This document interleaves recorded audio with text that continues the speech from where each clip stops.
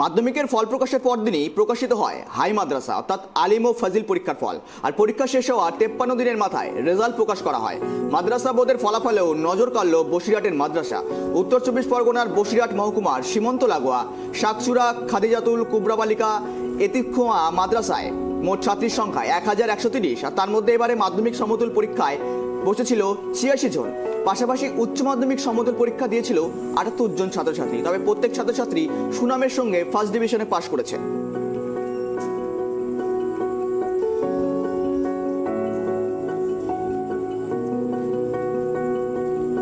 আমি আলিমে পরীক্ষা দিয়েছি, ফার্স্ট ডিভিশনে পাশ করেছি। আমি 749 নম্বর পেয়েছি। পাশ করে আলহামদুলিল্লাহ খুবই ভালো লাগছে। খুব আজকে যেন একটু অন্যরকম অনুভূতি ফিল করছি নিজের মনের মধ্যে। সীমান্তবর্তী, এটা হচ্ছে দক্ষিণ গোলাইচন্ডী খাদিজাতুল কুবরা বালিকা এতিমখানা অ্যান্ড মাদ্রাসা। আগামী দিনে বড় হয়ে সমাজ সেবী হতে চাই, মানে দুঃখ গরিব এইসব মানুষদের পাশে দাঁড়িয়ে তাদের জীবনের উদ্দেশ্যগুলো সফল পর্যায়ে নিয়ে যাওয়ার চেষ্টায় আছি।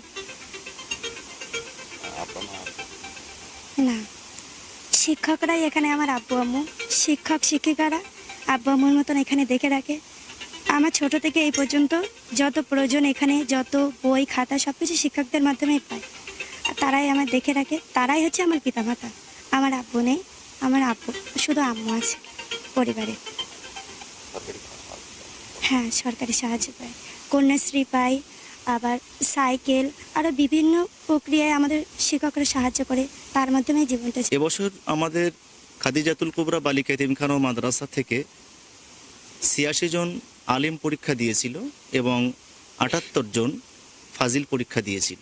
সবাই ফার্স্ট ডিভিশনে পাশ করেছে এবং ভালো মার্কস নিয়ে পাশ করেছে।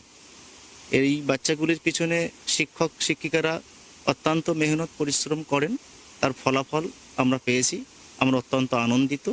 আজকে যে সমস্ত মেয়েরা এখান থেকে পাশ করেছে আমরা তাদের উজ্জ্বল ভবিষ্যৎ কামনা করছি।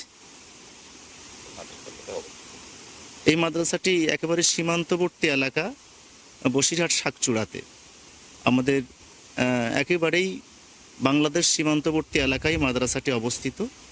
গ্রামের বিভিন্ন এলাকার গরিব দুস্থ বাচ্চাদেরকে এখানে নিয়ে, এতিম অসহায় বাচ্চাদের নিয়ে আমরা পড়াশোনা করাই।